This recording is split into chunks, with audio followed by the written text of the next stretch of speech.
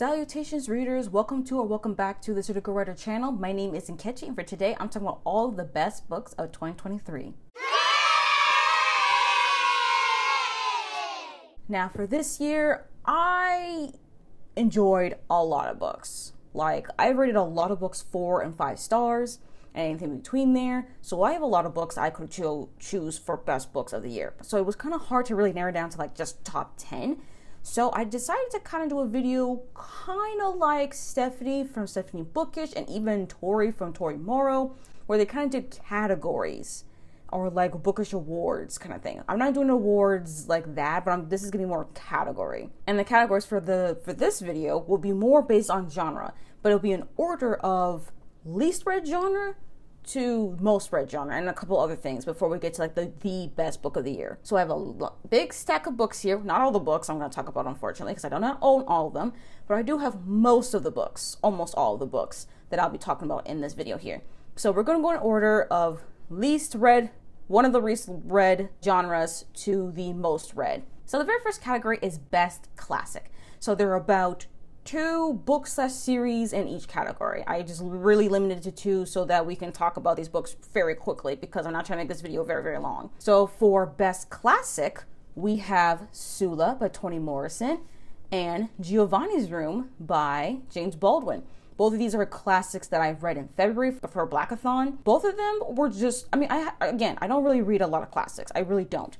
But these 2 were just standouts. I mean, Sula is pretty much just about Black femininity and just Black female friendships. And this is, what else? There's just a lot. Like following Sula and Neil in a small town in Ohio and seeing like how these women grew up and how they become their own women and their friendship and how that morphs differently over time. Well, we have Giovanni's Room, which is pretty much just like queer, tragic kind of classic where we follow, I think I can't remember the name of the protagonist here, but we follow a young man, and he meets Giovanni when he moved from America to Paris, and their troubles. And like, honestly, the writing in here, James Baldwin and Toni Morrison, they are the bomb classic authors, okay? The literary prose between this, the way that they convey emotions and character, and even when I didn't really like the characters in Giovanni's Room, James Baldwin maybe like wrote these characters in a way that they're sympathetic, that I can understand them. Although, fair warning though, on internalized homophobia and a lot of misogyny in this one. And then Sula here, I can't quite remember, but I do remember for sure like this racism. Definitely just look up content warnings for both of these books. It's been so long since I've read them. But these books will stick to me forever for just the literary prose from these authors. And I mean, Toni Morrison was already an established favorite author for me, but now James Baldwin, I gotta read more of his work. I have his debut, so I do plan to read his debut next year. And now we get to best nonfiction, which is definitely something I don't really read a lot of either, but I do have a couple here. So first up, we have There Was a Country by Chinua Achebe and Freedom is a Constant Struggle by Angela Y. Davis. So I actually got There Was a Country for Christmas, so thanks to my mom for that. So now I finally have a physical copy to reread. And then I recently read Freedom is a Constant Struggle. It will be in my November-December wrap-up, and also my holiday book rush vlog as well. So both of these nonfictions were just really, really good in their own sense. So Freedom's a Constant Struggle is definitely more on foundations of liberation movements. I mean, it definitely has a lot of references to Palestine, but also to other liberation movements, current and past. And then There Was a Country was pretty much all about the past. This is part memoir, part history on the Biafran War, the foundation of Biafra, and like the aftermath. So this one was just very important for me personally because I am Nigerian American, specifically Igbo, just like Chinua Achebe. And this is just his personal account and what he observed, his personal connection to Biafra and the Biafran War, and just seeing the aftermath and how that not only just changes him, but also really Nigerian history in the country itself, which is why I really think more people should really read this, especially if you are very curious about the Biafran War. I think this is a good place to start. I definitely want to learn more about it, actually. But yeah, this is a good place to start, and I'm definitely going to reread it because Chinua Achebe references a lot of authors and writers of the time, since he was a writer of the time.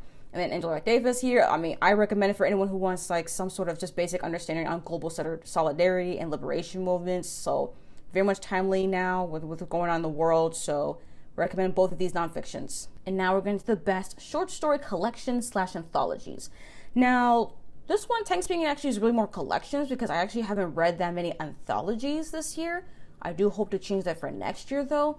But for this year, I do have 2. I only have one of them physically though. So the first one I have here is The Paper Menagerie and Other Stories by Ken Liu. And then we have The Secret Lives of Church Ladies by D. Shaw Philia. That was a short story collection I think I read in November, so that will be in the wrap-up video as well. Both of these short story collections are pretty much, as far as like genre-wise, they're different. Like The Secret Lives of Church Ladies is like contemporary lit fic, and this is more speculative fiction. So for Ken Liu though, this was my first foray into Ken Liu as in general. Like I know he's really renowned for, the Dandelion Dynasty, but that's like his debut novel series. Now the Paper Menagerie though, this is one of like his many like short story collections. I know he has this one, he has like The Hidden Girl, and he has other short stories. He's very renowned for his short fiction and for being a translator as well. And I can definitely see that from here. And I've read this one back in February as well. I have to say, this made me go like, you know what? I need to be reading more of Ken Liu's work. Like it's been a while now since I've read it, but this is why I actually bought a physical copy, because I wanted to do a reread of this. I originally read this via audio. I had to reread this because Ken Liu's writing is so just, like, it's not only just unique, but the way that he plays conventions of speculative fiction makes me go, oh my gosh, I've never read anything like this before, which is why I'm now even more confident, still intimidated, but I'm definitely more confident in starting and reading the Dandelion Dynasty now because of this short story collection. Like, if you have not read anything by Ken Liu, I definitely recommend this short story collection. I definitely love the titular short story Paper Menagerie. Like, the themes in here regarding history, connection, and identity and race, like, all of that, you gotta read you just gotta read The Paper Menagerie if you have not read it. And then for The Secret Lives of Church Ladies, this one was just, this was a surprise. I mean, I've seen hype around this short story collection on Instagram mostly, but y'all, this is the first time I've ever read a short story collection so strongly. Like, every single one of the short stories was not a miss. Every single one of them hit. Everything was like 4.5 or higher, okay? I think my favorite short story was Peach Cobbler. If you've read it, if you know, you know. But like, damn. Ooh, The Secret Lives of Church Ladies, y'all. I need to get a physical copy because I read this one via audio. I need a physical copy. And also, that audiobook narrator did a great job. So did the audiobook narrator for The Paper Menagerie. But like, whatever's going on with this book, with that audiobook narrator, so good. The writing is so good. So good. Like, I don't know. I don't know what to say. I just recommend y'all picking up The Secret Lives of Church Ladies if you haven't, and also Paper Menagerie. And now we'll do best romance, because I have read actually a few romance books this year. Not all of them were contemporary romance, but I have read some books with romance that was pretty prominent in the story. Now, I only own one of them. I do wish I had the other one as well, but for starters, I have read Honey and Spice by Bolu Babalola. I finally got a physical copy. I didn't get it for Christmas, but I did get it as a Christmas gift to myself. But also, I read Love Radio by Ebony Liddell, and I read that for the holiday book rush, so it'll be in that vlog, and it'll be my wrap-up video as well. Both of these are contemporary romances. One of them is adult college age romance. The other is young adult contemporary, high school, seniors. Both of them, these were the only romance books I've read this year that I truly felt invested in the romantic relationships between these characters, with Malachi and Kiki, and then Danny and Prince. Like, these two couples were just it for me. I can't say for anything else for the other romance books, but these two books, the best thing. And that makes me want to really branch out a little bit more into romance now. Like Honey and Spice. Y'all, funny, witty, great banter, great chemistry, fake dating. What can I say? I've talked about it before so many times, and I loved it, okay? Now, the Love Radio, though, this one surprised me. This one talks a lot about regarding, like, music and writing and stories and how that really means to these characters. And I was so invested, y'all. And then the third act breakup, the best third act breakup. Like, it actually makes sense. And I personally was not annoyed about it. I'm like, this truly makes sense. I have to give the props to Love Radio on this one, y'all. I recommend it. Now let's get to best mystery, which is interesting because I don't really read a lot of mystery. But I'm starting to get more interested in reading mysteries. I'm still not fully knowledgeable in regarding mysteries and the mystery tropes or anything. So far, I like a murder mystery or some sort. So yeah, but this one was interesting because one of them is a mystery series, which honestly should not be a shocker, and the other one is the first novel in this series. I'll just show y'all. So first up here we have The Way of All Flesh by Almost Party, which is really just the entire Raven Fisher System mystery series. I mean, I own almost all the books. I've read all the books now, so I'm completely started and caught up with the series now. So this takes place in 1840s, 1850s, Edinburgh, Scotland. And then we have A Master of Gin by P. Djeli Clark. My first time reading P. Djeli Clark, and maybe want to read more of his works. So this is like actually the first full-fledged novel in the Dead Gin universe. There are prequel novellas in his universe, but both of these are mysteries. They're definitely different kind of mysteries. Like this one is more of a historical crime mystery, and this one is like a steampunk queer mystery. And I just really loved both of them. I like this one because it was slow and very atmospheric and had really good character work, so I can really feel deeply invested in the characters. And then this one's a lot more faster paced. Not like, it's not fast paced, but it's definitely faster in pace in compared to The Way of All Flesh. So I would highly recommend A Master of Gin more to a general public. And it has a really cool Egyptian inspired steampunk fantasy world that is not like ancient Egypt. Like this is like 1912 Cairo, but it's an alternate version of it. So this is alternate history, which I really love about P. Djeli Clark, is that he writes really good alternate history, and which I'm now starting to realize I like alternate history now. And it has really good sapphic protagonists as well. It's just really, really good. I had a great time with it. I remember reading this physically and via audio, and this one I just read physically. And these two was just the best ways with mysteries. I like the mystery in this one for sure, especially regarding medical content, which I did not know I really would like, but I learned something new here. And here it's like I learned alternate history, and I really like the mystery here and the kind of cast of characters we have here, especially regarding the Jinn. I thought that was so cool and unique. And that's why these ones are the best mysteries, honestly. Next up, we have the best horror, which, again, I don't read a lot, but I've been reading even more horror, which is surprising for me because I didn't think I would be like a horror girly like that. Now, not quite a horror girly, but I think I've read enough to be like a little bit of a horror girly. And I only own one of the books here. But this one should not be a surprise because I read this one in, I think, Blackathon. Yes, I read this one in Blackathon. And that is Saarland by River Solomon. This is a speculative gothic horror book by River Solomon. I think it's their most recent work. But then I also did read Unwieldy Creatures by Addie Sy. That's the queer, biracial, non-binary retelling of Frankenstein. Both of these books were really, really good in horror. Like, one of them, first of all, was a retelling of a book that I really enjoyed in high school. And I think I truly believe that this is the best way of retelling Frankenstein. Like, I love this way more than Frankenstein. And this one, as far as gothic horror is concerned, if you want a gothic horror book, read this. But I will forewarn you, body horror. Both of these books, body horror, which is something I'm realizing that I really like body horror in my horror books. You give me, say, oh, there's a horror book that has body horror. Bam, I will borrow from my library. I'm gonna read that book, okay? I'm like, oh, put in the TBR. And also the thing too is that both of these books here are also queer. So I really like some queer horror, body horror, anything like that, definitely up my alley. This one is because this is gothic, which really got me into thinking like, oh, I really like gothic fiction and specifically gothic horror. So this started that. And then Unwieldy Creatures definitely made me go, oh, okay. I definitely like a really very unique take on a particular classic. Even if it is going to be like quite sort of like a retelling, like this is the way I wanted to go. I don't know really what to say. Honestly, I just really had a great time with all of these. I like the story. I just like the characters. I thought the themes were done. I like the horror in this one, and I definitely plan to read way more horror next year and to read more horror books that deal with body horror. So yeah, if y'all have recommendations, please put it in the comments down below for some body horror recs. Okay, next up we have best contemporary literary general fiction. I don't know. On Storygraph it is split between contemporary and literary, but I think this one is like a mixture of contemporary literary general fiction books.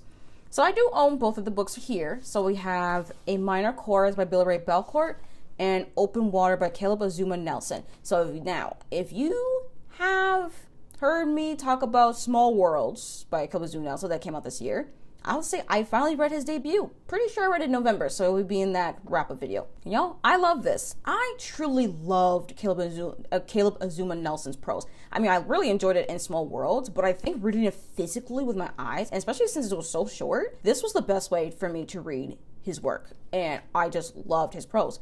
His prose was really, really good. The way this was written in second person, and just feeling the raw emotions of these characters, literally great thing. Like, I truly see why he has fans. And in A Minor Chorus, this was like one of the early books I read in 2023. This is a queer contemporary lit fic book. It follows an unnamed protagonist who is, I think, a PhD student, and he is also indigenous, queer, Canadian as well. So yeah, both of these books deal with characters of color who deal with pretty much just very much real world topics regarding racism or dealing with queer relationships. This one's also dealing with like more personal romantic relationships as well, but also relationship regarding family a little bit in this one. And this one's definitely more regarding academia. So yeah, if you're also here someone who's into dark academia, check out A Minor Chorus. It's definitely a lot more unique take on dark academia than your typical standard commercial dark academia. So if you want something that's outside of that, check out A Minor Chorus, okay?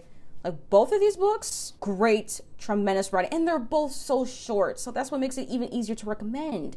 So short. So if you want a book that's less than 200 pages, read out of these books, y'all. And both of these authors are going to be authors I'm going to be looking forward to in the new year. Next up, we have Best Science Fiction. Now, this one was a little bit hard because I really wanted to, especially look on Storygraph, because thank you, Storygraph, for giving me all the genres. There were books that were a blend between sci-fi and fantasy, and I'm like, I need them to be separated. Like, what's strictly really sci-fi here that I've read this year that I like, this is the best in? And thankfully, I own both of the books here for that. So we have The Vanished Birds by Simon Jimenez and How Followed With Us by Andrew Joseph White. Now, The Vanished Birds is Simon Jimenez's debut. I think it came out like a few years ago. This is more literary sci-fi, but it's also space opera as well, which made me go, oh, I think I like space opera now. And then this one is a young adult queer sci-fi, but dystopian. It's a dystopian horror, which again, it kind of fits in the horror thing, you know, but I didn't put it in horror because I feel like I want to put this into the sci-fi for dystopia, and this one in sci-fi for space opera. Both of these books, I mean, they're not that similar at all. They really are not. They're just not, but they both made me feel so strongly on the world but also the characters due to the prose. More so in The Vanished Birds than How Fall With Us, but most because this is adult and this is young adult, which is fine. One thing I appreciate though with How Fall With Us though was the list of content warnings in the forefront from the author's note, which I appreciate that. I know this is young adult and I'm a little bit older, so I can probably handle most things, but I really do appreciate that it was just provided anyways for the young adult audience, at least. And I really empathize and sympathize with these characters here.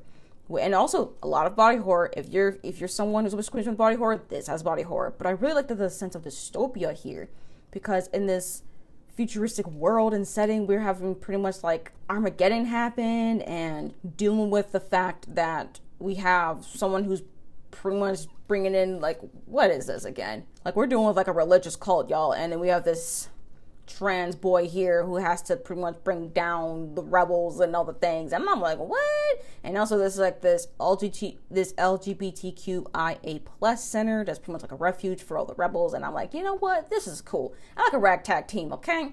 I'm here for that. So that's why How Fall With Us is in here. And The Vanished Birds, I read this like back in like January, so generally I don't remember much, but I definitely plan to do a reread. But this Simon Jimenez just knows how to freaking write, y'all.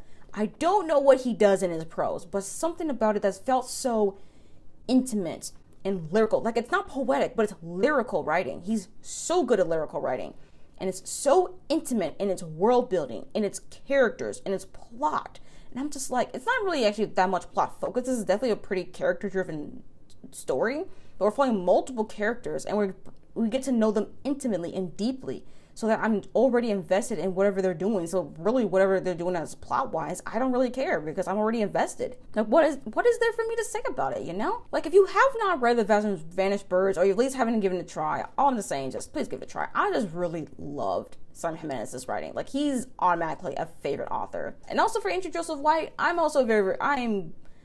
he's getting up there for me as well as far as favorite author. Not quite there yet because I've only read just the one book, but I do own his sophomore novel, and I'm looking forward to his third novel that's coming out in September of next year, so looking forward to that. Now let's get on to the most read genre of the year, which is not a surprise because it's best fantasy. It's not a surprise. I'm indeed a fantasy reader. I love to read fantasy. So it was really hard actually to narrow it down because there are so many books that were categorized in fantasy and storygraph that overlapped with other genres. And I was like, I'm trying to look at the ones that's strictly fantasy and it's the best of. And I'm like, okay, so which one is that?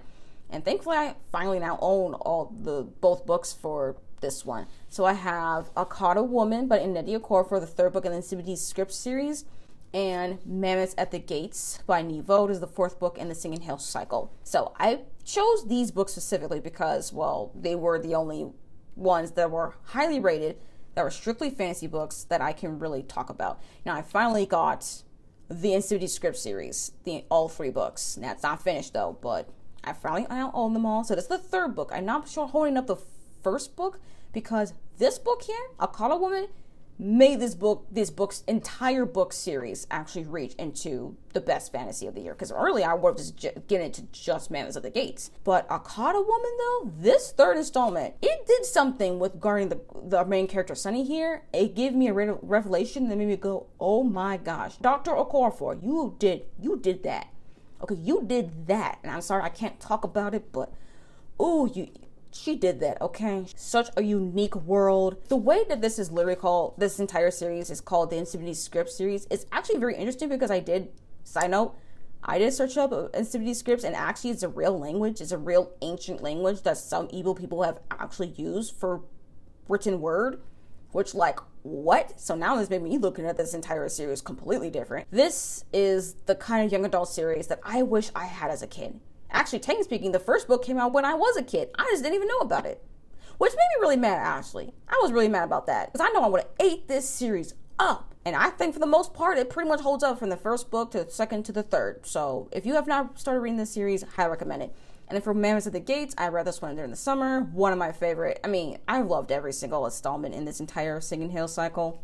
I truly do, and I'm so looking forward to book number 5. But it's a novella series. It's very short. You can easily read this, and I just love Nevo's writing in this entire series. So good, and I love following the cleric Chi, and almost brilliant, and just talk about stories within a story. It's just, I love that. Okay, I truly do. And this one talks specifically regarding grief and death, and I think this novella truly handle it really well. Now, this is a standalone series, so you don't need to read them in order, but there truly is a very big benefit and it's slightly actually emotional payoff if you read these novellas in publication order. I truly believe so. So if you haven't read these books already, read these series, y'all. I have one more category before we get to the book of the year, the best book of the year. Now, this category is called Best Blend of Genres. Now, I made this category specifically because I love reading books that like to play with genre conventions, that like to dip their toes into other genres. So you have like literary horror, you have sci-fi fantasy, you have dark fantasy, so like a fantasy horror or something, or sci-fi horror, like, or whatever, you know, like having all these different genres just meshed together into a book and seeing like how a book really meshes those genres together so well. Chef's kiss, okay? So I only own one of the books for this category that I've won. So one of them is The Radiant Emperor duology by Shelley Parker Chan. Specifically, I'm just holding up She Who Became the Sun, which I finally got for Christmas. So I have the first book and the sequel as well. And yeah, and then the other book was Monstulio by Gerardo Samano Cordova. This is literally a literary horror book that came out this year. It's a debut novel. I read it in December, so it'll be my December-November wrap-up video as well. But both of these books did a great job with blending the kind of genres that they are. So first up was She Who Became the Sun. This is a historical fantasy. Now, it was always interesting to me when I read She Who Became the Sun because I thought it was a pretty solid start to this duology, but really was He Who Drowned the World that made me go, oh, this was good. Like, this was a solid foundation, but He Who Drowned the World, that was a fantastic conclusion, okay? But regarding She Who Became the Sun, as far as like the historical fantasy aspect of it, the really fantastical element in this duology is really like this mandate of heaven, which is like this bright white flame pretty much, or like at least a colored flame of some sort, where it says like, hey, you're going to be the next emperor in this new dynasty after like the defeat of the Mongols, because this is pretty much just a retelling of history, really. It's really like the fall of the Mongol rule of China to the Ming dynasty. And I think the way that Shirley Parker Chan wrote the story, like, you could easily tell by reading the story, like, who's going to end up being the new emperor, pretty obviously. I already knew that from the first book. But the way that Shirley Parker Chan wrote this exploration regarding gender, sexuality, and the morality, the morally bankrupt characters of this duology, and see, like, what they would do, what it would take for them to reach to the top. I'm like, damn, ruthless. So if you read She Became the Sun, this is actually a pretty good military fantasy. There's also historical fantasy, but fair warning though on He Who Drowned the World, because that book is really, really dark. Fair warning. It's not to the level of grim dark, but it's pretty dark. So definitely fair warning on He Who Drowned the World. Just fair warning really on the entire Radiant Emperor duology. And then for Monstrilio, this is a literary horror that's actually really regarding grief gore. It's actually a multi-POV story. So the first part, we follow the mother of the son who died, and she takes a piece of his lung, and the piece of that lung grew into some sort of a monster named Monstrilio. And yeah, we just kind of follow this family and kind of dealing with the fact that this lung grew into this living being thing. So we follow the mother, we follow the father, we follow like this family friend slash aunt, lover of the mother, former lover or something. And we also get a perspective of Monstrilio himself. And it's really, really interesting. It's also pretty queer as well. It's very much queer. So, and that's what made it so, so interesting. Like, the way that this is given on grief horror regarding the mother and like the father as well. But it also gives really interesting, subtle exploration regarding queer identity. Personally, that's how I read it. Which I know not a lot of people talk about it. But the way that how queer this book is, and seeing how this, you could really see it as like kind of like some sort of a metaphor regarding queerness, especially on Monstrilio's case.